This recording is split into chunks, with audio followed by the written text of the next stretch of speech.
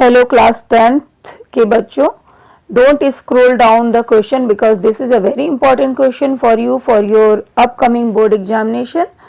So let's see what is the question. A plane left 40 minutes late due to the bad weather to reach its destination, that is a 1600 kilometer away, and it had to increase its speed 400 kilometer per hour. Then find the usual speed.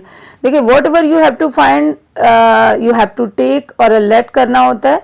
तो let speed, usual speed is x kilometer per hour. Then what is the formula? Speed equal to distance upon time. So write a x equal to 16 upon 1600 upon t1.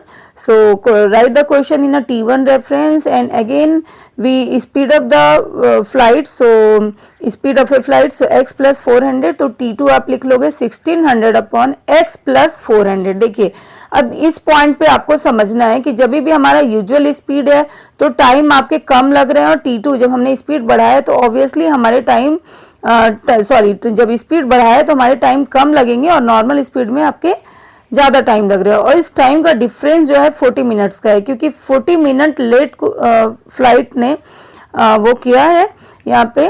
तो आप t1 minus t2 लोगे because t1 में time ज़्यादा लग रहा है, और इस इक्वेशंस को आप लोगे 1600 upon x minus 1600 upon x plus 400, और 40 मिनट को 40/60, एंड इसको प्रोसीड करोगे आगे सॉल्व करते जाओगे तो आपको क्वाड्रेटिक इक्वेशंस यहाँ पे मिल जाएगी. बहुत ही केयरफुली ध्यान से करिए, बिकॉज आप अगर इस स्टेप्स को ध्यान से करेंगे तो आप सॉल्यूशंस तक 100% रीच करेंगे.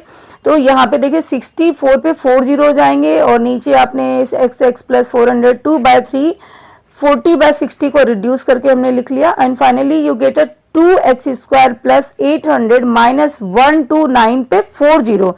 तो जीरोज का भी ध्यान रखना है, कई बार हम 3 जीरोज लिख देते हैं तो वहां भी मिस्टेक्स होती है मल्टीप्लीकेशन में.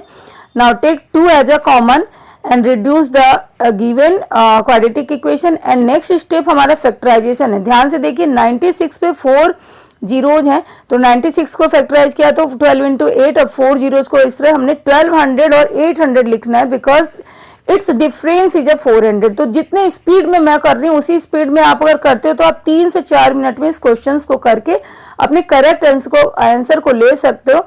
सो कीप प्रैक्टिसिंग विथ मी.